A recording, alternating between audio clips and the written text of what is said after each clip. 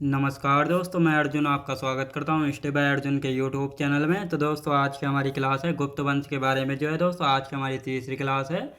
तो दोस्तों वीडियो को अंत तक जरूर देखना ताकि सभी क्वेश्चन जो है आपको आसानी से याद हो जाएं। साथ ही दोस्तों अगर आप हमारे चैनल पर पहली बार आएँ तो हमारे चैनल को भी सब्सक्राइब कर लीजिएगा, साथ ही बेल आइकन को प्रेस कर लीजिएगा ताकि हमारे आने वाली वीडियो का नोटिफिकेशन जो है आप तक पहुँचता रहे। चलिए दोस्तों वीडियो को स्टार्ट करते हैं।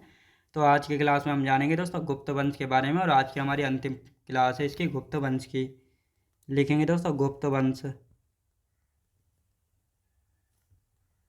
गुप्त वंश की यदि बात की जाए तो आज की हमारी तीसरी क्लास है, और आज की क्लास में हम पढ़ने वाले हैं दोस्तों कुमारगुप्त प्रथम से जो है पढ़ेंगे, जो कि किसका बेटा था। ये चंद्रगुप्त सेकंड का ये बेटा था। इसकी माता की बात की जाए ध्रुव देवी इसकी माता थी, और पत्नी की बात की जाए अनंत देवी इसकी पत्नी थी। और इसकी उपाधि यानी टाइटल की बात की जाए तो शक्र आदित्य, महेंद्र आदित्य और श्री महेंद्र व अश्व महेंद्र। तो ये सभी जो है इसकी उपाधि यानी टाइटल थी। तो इन सभी को यहाँ पे अब एक एक करके लिख लेते हैं, फिर आगे के बारे में हम चर्चा करेंगे।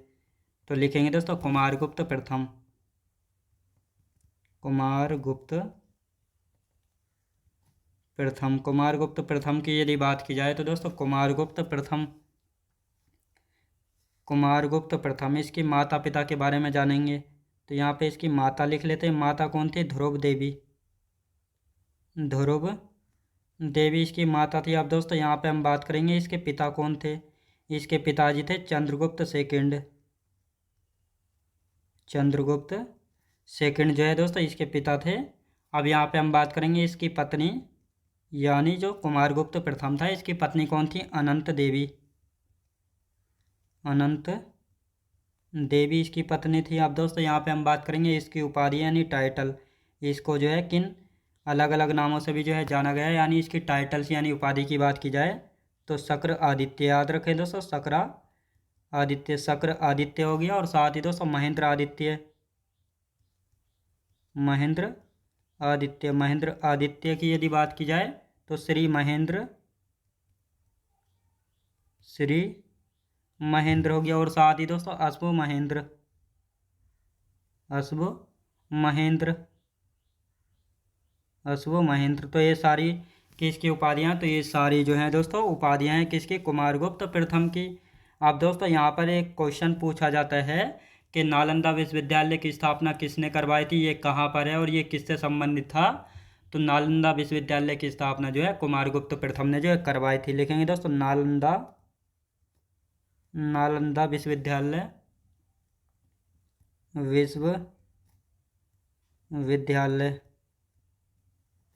की स्थापना कुमारगुप्त प्रथम ने। किसने दोस्तों? कुमारगुप्त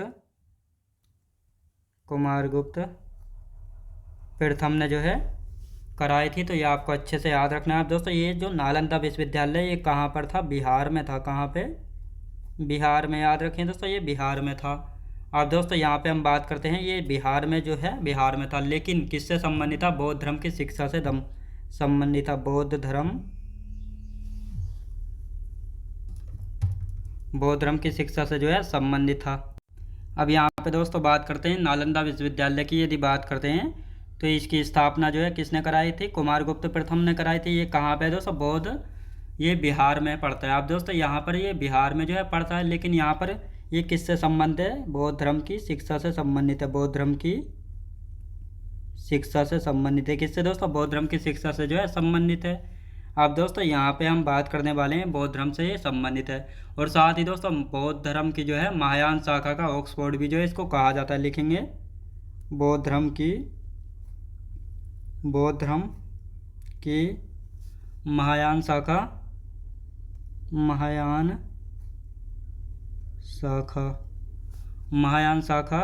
का ऑक्सफोर्ड कहा जाता है। ऑक्सफोर्ड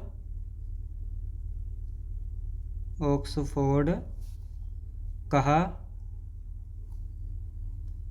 जाता है। क्या कहा जाता है दोस्तों? ऑक्सफोर्ड जो है कहा जाता है। अब दोस्तों यहाँ पे हम बात करते हैं मंदसौर प्रशस्ति। कुछ अभिलेख हैं तो पहले इनको भी लिख लेते हैं, और इसके बाद ही जो है इसका रिवीजन कर लेंगे। लिखेंगे दोस्तों मंदसौर प्रशस्ति अभिलेख। मंदसौर प्रशस्ति षष्ठी अभिलेख। प्रशस्ति अभिलेख की यदि बात की जाए तो इसमें जो है किसके बारे में जानकारी मिलती है? कुमारगुप्त प्रथम के शासन की जानकारी मिलती है। कुमारगुप्त प्रथम के शासन की जानकारी मिलती है। क्या मिलती है दोस्तों? जानकारी जो है मिलती है। तो ये आपको अच्छे से याद रखना है। अब दोस्तों यहाँ पर एक अभिलेख और है जिसका नाम है बिलसड़ अभिलेख। बिलसड़ अभिलेख की यदि बात की जाए, इस बिलसड़ अभिलेख, पहली बात ये मिलता कहाँ से है दोस्तों? यानी ये एटा यूपी में मिला। याद रखें दोस्तों, एटा यूपी में है। अब दोस्तों इसमें जानकारी की यदि बात की जाए तो किसकी जानकारी जो है मिलती है? कुमारगुप्त प्रथम तक जो है गुप्त शासकों की वंशावली की जानकारी इसमें मिलती है। लिखेंगे दोस्तों कुमारगुप्त प्रथम, कुमारगुप्त प्रथम तक गुप्त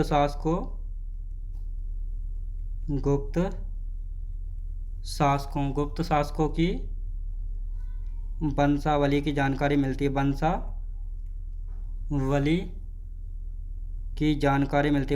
की जानकारी जो है मिलती है। तो ये आपको अच्छे से याद रखना है। अब दोस्तों हम इनका पहले रिवीजन कर लेते हैं और उसके बाद जो हम जानेंगे स्कंदगुप्त के बारे में, जिसका जूनागढ़ अभिलेख से भी संबंध है। तो दोस्तों अब यहाँ पे बात करते हैं कुमारगुप्त प्रथम की यदि बात करेंगे तो इसकी माता हैं ध्रुव देवी। पिता कौन थे दोस्तों? पिता हैं चंद्रगुप्त सेकंड, और साथ ही दोस्तों इसकी पत्नी है अनंत देवी। और उपाधि यानी टाइटल की बात करेंगे शक्र आदित्य, महेंद्र आदित्य, श्री महेंद्र और अश्व महेंद्र। तो ये सारी उपाधियाँ किसके हैं? कुमारगुप्त प्रथम की। अब सबसे ज़्यादा यहाँ से एक क्वेश्चन पूछा जाता है नालंदा विश्वविद्यालय की स्थापना की बात करेंगे। कुमारगुप्त प्रथम ने इसकी स्थापना कराई थी। और ये कहाँ पर है? ये बिहार में है। और ये जो है बौद्ध धर्म की शिक्षा से संबंधित था। बौद्ध धर्म की महायान शाखा, ऑक्सफोर्ड भी जो है इसको कहा जाता है। तो दोस्तों यानी बौद्ध धर्म के बारे में हमने पढ़ा था बौद्ध धर्म में कि बौद्ध धर्म की चौथी बौद्ध संगीति में जो है बौद्ध धर्म 2 शाखाओं में विभाजित हो गया था, महायान शाखा और हीनयान शाखा। तो उसी महायान शाखा का ऑक्सफोर्ड जो है इसको कहा जाता है। किसको दोस्तों? नालंदा विश्वविद्यालय को जो है कहा जाता था। अब यहाँ पे कुछ अभिलेख मिलते हैं। मंदसौर प्रशस्ति अभिलेख, ये जो है कुमारगुप्त के शासन के बारे में जानकारी मिलती है इससे। दूसरा है बिलसड़ अभिलेख, ये एटा यूपी में है। यहाँ से कुमारगुप्त प्रथम तक गुप्त शासकों की वंशावली की जानकारी जो है बिलसड़ अभिलेख से जो है मिलती है।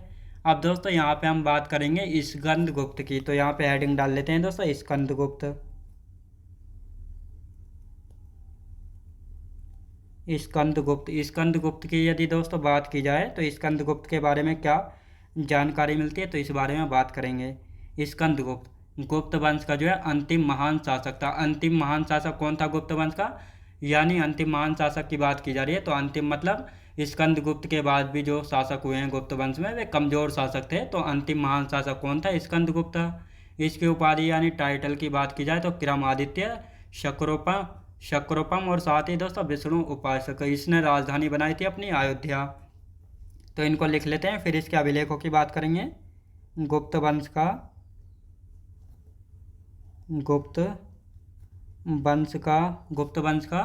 अंतिम महान शासक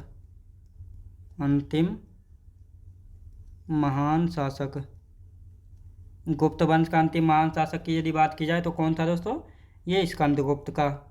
अब इसकी उपाधि की यानी बात करते हैं, उपाधि यानी टाइटल की। तो लिख लेते हैं दोस्तों क्रम आदित्य हो गया, और साथ ही दोस्तों शक्रोपम हो गया, और साथ ही दोस्तों विष्णु उपासक था। तो इसको यहाँ पे लिख लेते हैं। अब दोस्तों यहाँ पे हम बात करते हैं इसकी राजधानी की यदि बात की जाए, अयोध्या जो है इसकी राजधानी थी किसकी दोस्तों? स्कंदगुप्त की। तो ये आपको अच्छे से याद रखना है। अब दोस्तों यहाँ पर जो है कुछ अभिलेख हैं तो इनके बारे में लिख लेते हैं। जैसे भीतरी अभिलेख, यहाँ पे लिखेंगे दोस्तों भीतरी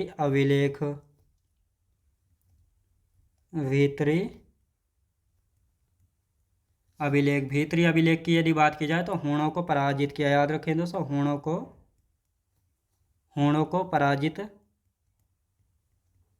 पराजित किया तो हुणों को पराजित किसने किया था? तो हुणों को पराजित किया था स्कंदगुप्त ने। इसकी जानकारी कहाँ से मिलती है? भीतरी अभिलेख से, इसीलिए इसे किया था, इसलिए इसे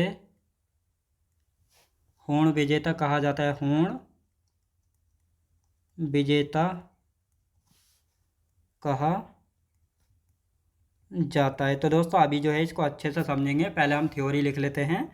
अब दोस्तों यहाँ पे हम बात करते हैं सुदर्शन झील का पुनर्निर्माण करवाया था। सुदर्शन झील का सुदर्शन झील का जो है पुनर्निर्माण सुदर्शन झील के पुनर्निर्माण की यदि बात की जाए तो पुनर्निर्माण दोस्तों किसने करवाया था? तो ये करवाया था स्कंदगुप्त ने। और इसकी जानकारी कहाँ से मिलती है? जूनागढ़ अभिलेख से। जूनागढ़ अभिलेख से जो है जानकारी मिलती है, तो ये आपको अच्छे से याद रखना है। अब दोस्तों ये जो सुदर्शन झील है, यानी किसके निर्देशन में जो है स्कंदगुप्त ने सुदर्शन झील का पुनर्निर्माण करवाया था? तो सौराष्ट्र के गवर्नर प्रणदत्त के पुत्र चक्रपालित की देखरेख में। लिखेंगे दोस्तों सौराष्ट्र के गवर्नर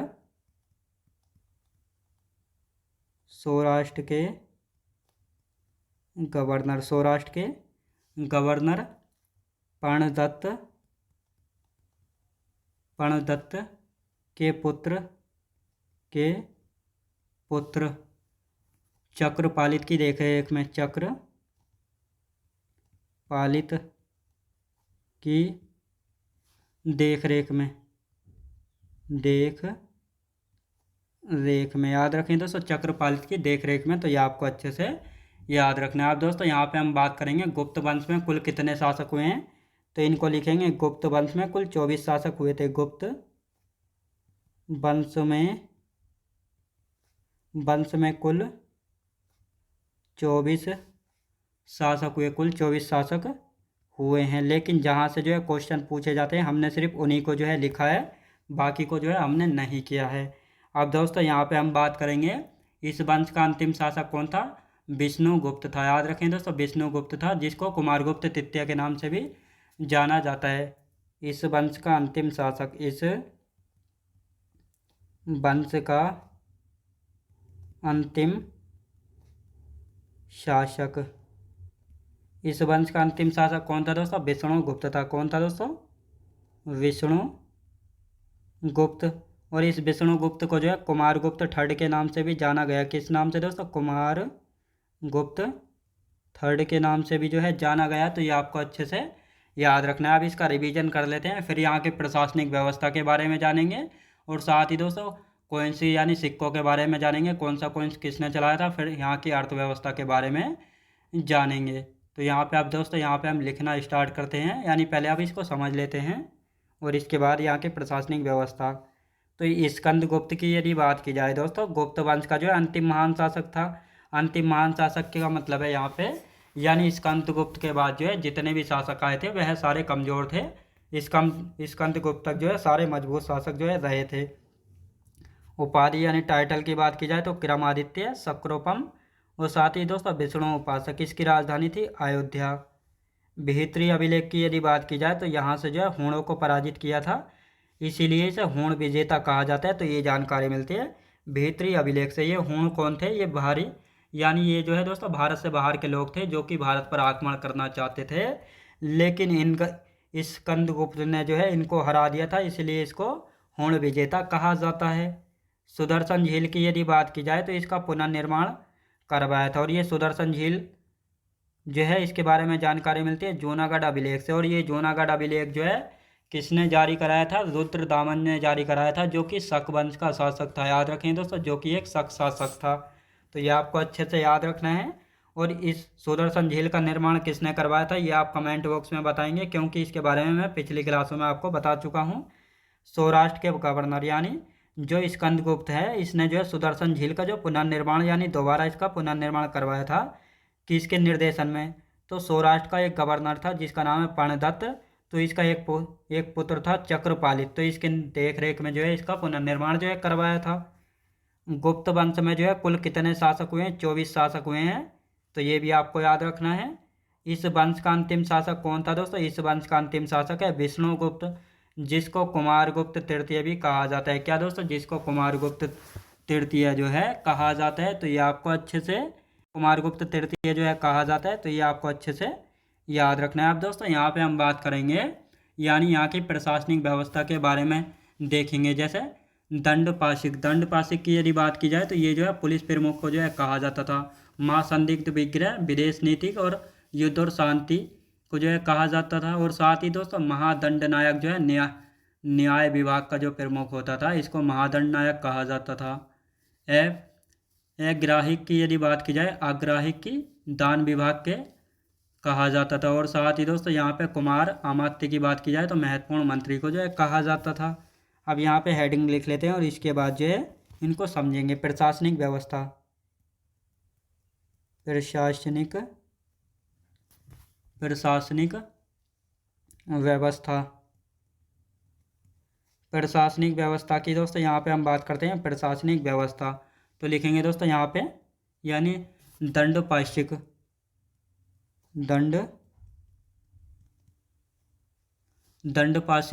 दंडपाशिक की यदि बात की जाए तो पुलिस प्रमुख को जो है क्या कहा जाता था? पुलिस प्रमुख को दंडपाशिक जो है कहा जाता था। अब दोस्तों यहाँ पे हम बात करेंगे महासंदिग्ध विग्रह,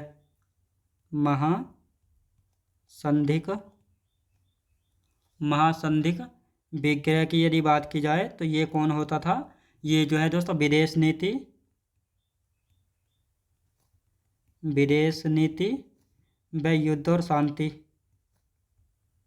युद्ध एवं शांति का अधिकारी जो है होता था। अब दोस्तों यहाँ पे हम बात करेंगे महादंड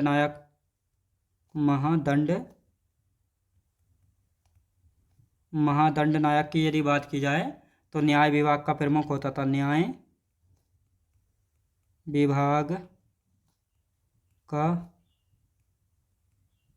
प्रमुख महादंड नायक जो है दोस्तों न्याय विभाग का जो है प्रमुख होता था। तो ये आपको याद रखना है।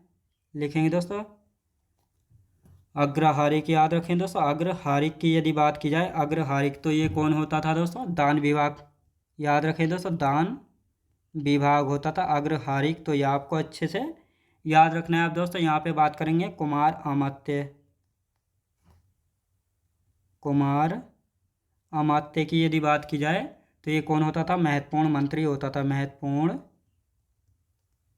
मंत्री कौन होता था दोस्तों? महत्वपूर्ण मंत्री जो है होता था। तो ये आपको अच्छे से याद रखना है। आप दोस्तों यहाँ पे हम बात करते हैं सिक्का यानी कॉइन्स, यानी कौन कौन से सिक्के यानी कौन से जो है चलाए थे।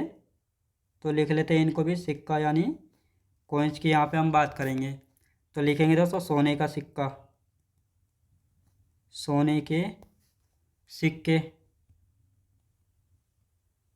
के सिक्के जिनको जो है दिनार कहा जाता था।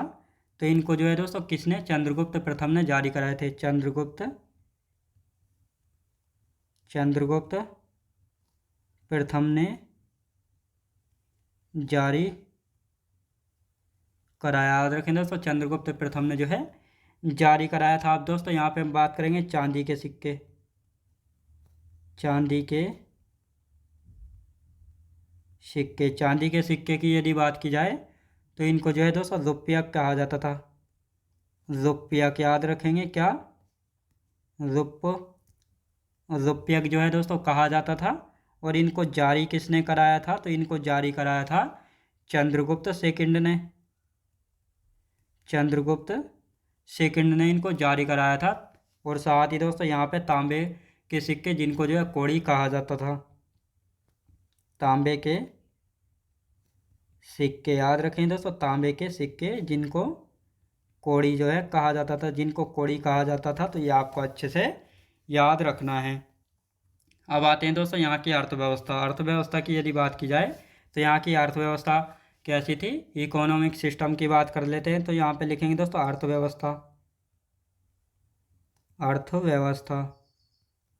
अर्थव्यवस्था की यदि बात करते हैं तो सबसे पहले हम देखेंगे भूमि के बारे में, यानी यहाँ पर भूमि कितने प्रकार की हुआ करती थी भूमि। तो यहाँ पे आप एक एक करके लिखेंगे दोस्तों। पहले भूमि की यदि बात करी जाए तो क्षेत्र यानी खेती करने योग्य भूमि, खेती करने योग्य भूमि को क्या कहा जाता था? क्षेत्र जो है कहा जाता था। अब दोस्तों यहाँ पे हम बात करेंगे वास्तु। वास्तु की यदि बात की जाए, निवास, जो निवास करने योग्य भूमि होती थी उसको वास्तु कहा जाता था। अब दोस्तों यहाँ पे हम बात करेंगे खिल। खिल किसको कहा जाता था? बंजर भूमि। बंजर भूमि। अब दोस्तों यहाँ पे हम बात करेंगे जो भूमि जोती नहीं जाती थी।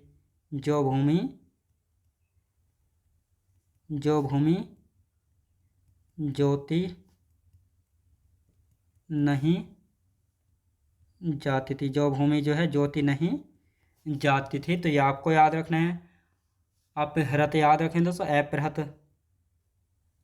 अपहृत की यदि बात की जाए दोस्तों, अपहृत जंगली भूमि। जंगली भूमि याद रखें दोस्तों, जंगली भूमि। जंगली भूमि तो इसको लिख सकते हैं बिना जुती हुई जंगली भूमि। बिना जुती हुई जंगली भूमि। बिना जुती हुई जंगली भूमि को अपहृत जो है कहा जाता था। अब दोस्तों यहाँ पे हम देख लेते हैं टैक्स यानी कर। टैक्स यानी कर की यदि बात की जाए तो कितने प्रकार का जो है गुप्त साम्राज्य में जो टैक्स लगता था, तो यहाँ पे लिख लेते हैं। जैसे भू राजस्व। भू राजस्व, भू राजस्व की यदि बात की जाए तो उपज का जो है, उपज का 1/6% जो है लगता था। 1/6 याद रखें दोस्तों, 1/6। और साथ ही दोस्तों यहाँ पे बात करेंगे भट्ट कर। भट्ट कर की यदि बात की जाए तो ये जो है पुलिस कर होता था। पुलिस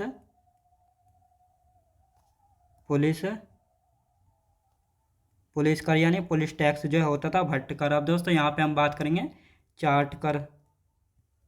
चार्ट कर की यदि बात की जाए तो ये जो है लुटेरों पर लगाया जाता था।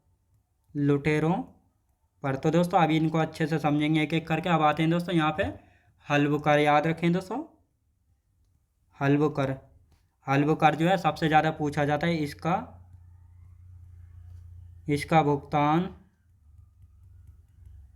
इसका भुगतान उस किसान द्वारा किया जाता था जिस पर हल होता था। याद रखेंगे।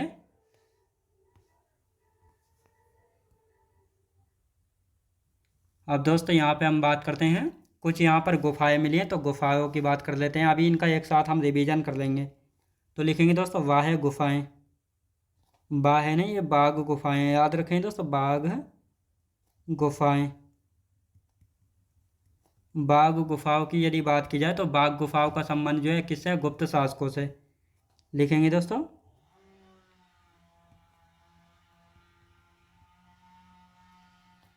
संबंध की बात करते हैं गुप्त शासकों से।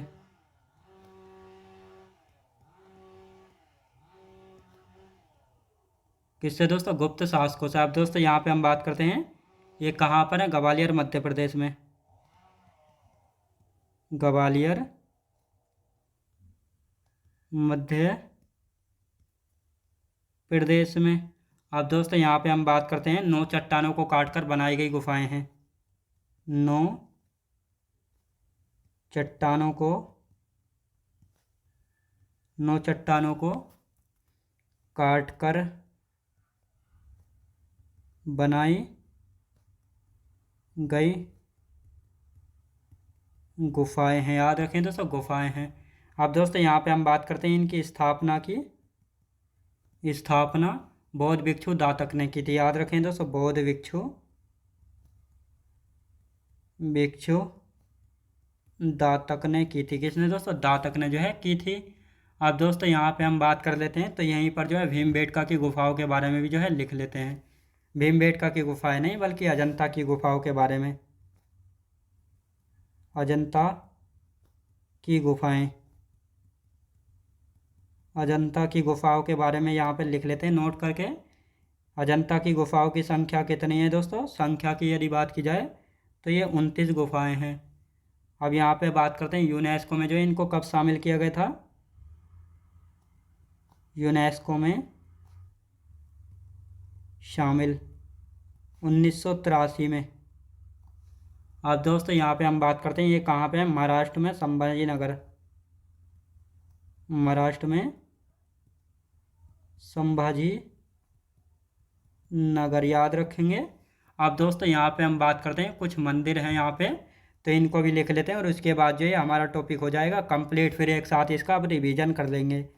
तो यहाँ पे लिख लेते हैं दोस्तों मंदिर, यानी गुप्त काल के कुछ मंदिर हैं। तो लिखते हैं दोस्तों, जैसे तिगवा विष्णु मंदिर, ये मध्य प्रदेश में है। भूमरा शिव मंदिर, ये भी मध्य प्रदेश में है। तो इनको एक एक करके लिख लेते हैं। तिगवा विष्णु मंदिर, तिगवा विष्णु मंदिर की यदि बात की जाए तो दोस्तों ये कहाँ पे है, एमपी यानी मध्य प्रदेश में। अब दोस्तों यहाँ पे बात करेंगे भूमरा शिव मंदिर, ये कहाँ पे है, ये भी जो है एमपी में। कहाँ पे दोस्तों, एमपी में।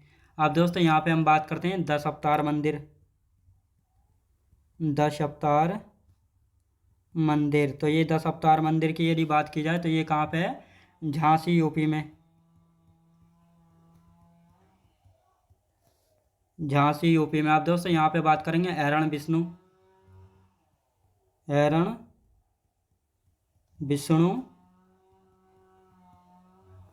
मंदिर, ये कहाँ पे है दोस्तों, ये मध्य प्रदेश में है। ये कहाँ पे, ये है मध्य प्रदेश में। अब आते हैं दोस्तों भीतरगांव मंदिर, भीतरगांव लक्ष्मण मंदिर, तो ये कहाँ पे है दोस्तों, कानपुर यूपी में, कानपुर यूपी में। और ईंटों से बना हुआ मंदिर है, ईंटों से बना मंदिर है। तो ये आपको अच्छे से याद रखना है। ये हो गया हमारा टॉपिक कंप्लीट, ये हो गया टॉपिक कंप्लीट। अब दोस्तों इसका एक बार रिवीजन कर लेते हैं यहाँ पे। तो यहाँ पे हम बात करते हैं दोस्तों यहाँ की प्रशासनिक व्यवस्था की। प्रशासनिक व्यवस्था यानी दंडपाशिक जो है पुलिस प्रमुख को जो है कहा जाता है। महासंदिग्ध विग्रह यानी विदेश नीति और युद्ध एवं शांति नीति का अधिकारी। महादंड नायक की यदि बात करेंगे न्याय विभाग का प्रमुख होता था। अग्राहिक याद रखें दोस्तों, आग्रहायक की बात की जाए दान विभाग होता था। कुमार अमात्य यानी महत्वपूर्ण मंत्री को कुमार अमात्य जो है कहा जाता था। सिक्का यानी कॉइन्स यानी सोने के सिक्के जिनको दिनार कहा जाता था, इनको चंद्रगुप्त प्रथम ने जारी कराया था। चांदी के सिक्के जिनको रुपया कहा जाता था, इनको जारी चंद्रगुप्त सेकंड ने। तांबे के सिक्के इनको कौड़ी जो है कहा जाता था। अर्थव्यवस्था की बात की जाए तो यहाँ पर भूमि के बारे में बात करेंगे सबसे पहले। तो भूमि कई प्रकार की होती थी, जैसे क्षेत्र, इस भूमि को खेती करने योग्य माना जाता था। वास्तु जो निवास करने योग्य भूमि होती थी। खेलिया बंजर भूमि, जो भूमि जोती नहीं जाती थी। अपृहत की बात की जाए जंगली भूमि यानी बिना जोती हुई जंगली भूमि। टैक्स की यानी कर की बात की जाए तो भू राजस्व उपज पर जो है 1/6% जो है लगता था। भट्ट कर यह पुलिस टैक्स होता था। चाट कर लुटेरों पर लगाया जाता कर होता था, यानी जो आपस में पड़ोसी राजा होते थे, तो जहाँ पर जो है लुटेरे जिस राज्य के होते थे तो ये अपने राज्यों को छोड़कर दूसरे राज्य में जो है चोरी कर कर लाते थे। और राजा कहता था कि तुमको जो है लूटे हुए धन पर जो है मुझको टैक्स देना होगा, यानी कुछ प्रतिशत जो है टैक्स देना होगा, ताकि अगर बाहरी दूसरे राज्य से सुरक्षा करने का मेरा काम है, लेकिन तुमको जो है लूटे हुए धन पर मुझको कुछ टैक्स जो है देना होगा। हल्ब कर क्या होता था, इसका भुगतान जो है उस किसान द्वारा किया जाता था जिसके पास जो है हल होता था, याद रखेंगे। अब दोस्तों बाघ गुफाओं की यदि बात की जाए, बाघ गुफाएं क्या होती हैं और इनका संबंध, बाघ गुफाओं का संबंध जो है गुप्त शासकों से है। ये ग्वालियर मध्य प्रदेश में है। 9 चट्टानों से काटकर बनाई गई गुफाएं हैं और इनकी स्थापना बौद्ध भिक्षु दातक ने जो है की थी। तो ये आपको अच्छे से याद रखना है। अजंता की गुफाएं जो कि हरिसेन से संबंधित है, और हरिसेन भी जो है गुप्त वंश से संबंधित था। इनकी संख्या है दोस्तों अजंता की गुफाओं की 29। यूनेस्को में इनको शामिल किया गया था 1983 में। महाराष्ट्र के संभाजी नगर में है और इसको पहले औरंगाबाद के नाम से जो है जाना जाता था, लेकिन अब वर्तमान में संभाजी नगर के नाम से जाना जाता है। कुछ मंदिर हैं यहाँ पर, जैसे तिगवा विष्णु मंदिर, या मध्य प्रदेश में है। भूमरा शिव मंदिर मध्य प्रदेश में यानी एमपी में। दस अवतार मंदिर यूपी के झांसी में है। ऐरण विष्णु मंदिर मध्य प्रदेश में है। भीतरगांव लक्ष्मण मंदिर कानपुर यूपी में है, जो कि ईंटों से बना मंदिर है। तो ये आपको अच्छे से याद रखना है। और हमारा गुप्त वंश का टॉपिक हो गया है कंप्लीट। कल की क्लास में हम जानेंगे दोस्तों वर्धन वंश के बारे में। तो आज की क्लास हमारी यहीं तक रहेगी। तो मैं उम्मीद करता हूँ आपको वीडियो क्वालिटी कंटेंट वगैरह सभी कुछ आपको पसंद आया होगा। पसंद आया तो लाइक शेयर सब्सक्राइब करना बिल्कुल भी ना भूले। साथ ही दोस्त अगर आप हमारे चैनल पर पहली बार आएँ तो हमारे चैनल को भी सब्सक्राइब कर लीजिएगा, साथ ही बेल आइकन को प्रेस कर लीजिएगा ताकि हमारे आने वाले वीडियो का नोटिफिकेशन जो है आप तक पहुंचता रहे। चलिए दोस्तों मिलते हैं नेक्स्ट वीडियोज़ में।